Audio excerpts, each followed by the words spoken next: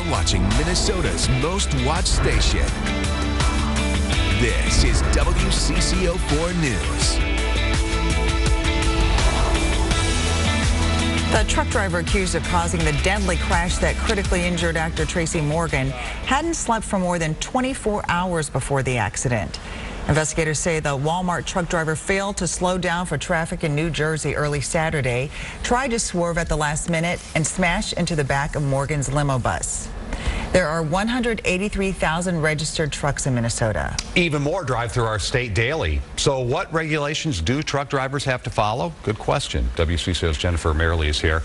We're curious to hear what you found out. We know the federal government regulates truck drivers. There are strict rules about how many hours one can drive versus how many they have to rest. They're on the road next to us. They're always passing you. Or I'm always passing them. Hauling our food and furniture, delivering to schools and hospitals. How long could you drive? She depends, maybe 5-6 hours straight, that's about it. So, And then you get tired? Tired, definitely, yeah. Do you know about regulations for truck drivers? Oh yes, I know about regulations. I've heard about regulations. I couldn't tell you exactly what they are. It's really a job of skill. John Houseladen is the president of the Minnesota Trucking Association.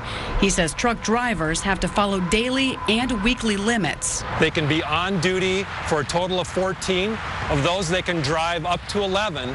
And after they've hit that 14th hour, they must take 10 consecutive hours off. New federal regulations went into effect last July, which reduced the number of hours a driver could work per week from 82 hours to 70. Truck drivers can drive a maximum of 60 hours in 7 days or 70 hours in 8 days.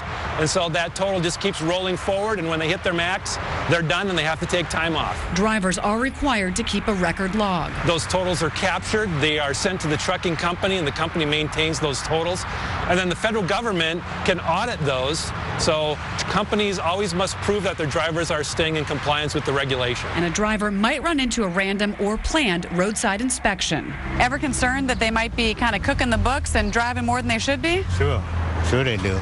Some truck drivers overdo it. Companies have been caught and fined for violating the rules. This year, the Department of Transportation proposed more changes. They'd like to do away with the paper logs drivers keep and instead require trucking companies to use electronic logs. And the idea behind those electronic logs is it'll be easier to keep track of them. It would increase compliance while reducing some of those violations. It's surprising they still have paper logs in this day and age. You would think in the electronic age they would have done this years ago, but they're still working on it. All right. Thanks, Jennifer. If you have a good question for us, it's simple to email us. All you need to do is go through WCCO.com/links.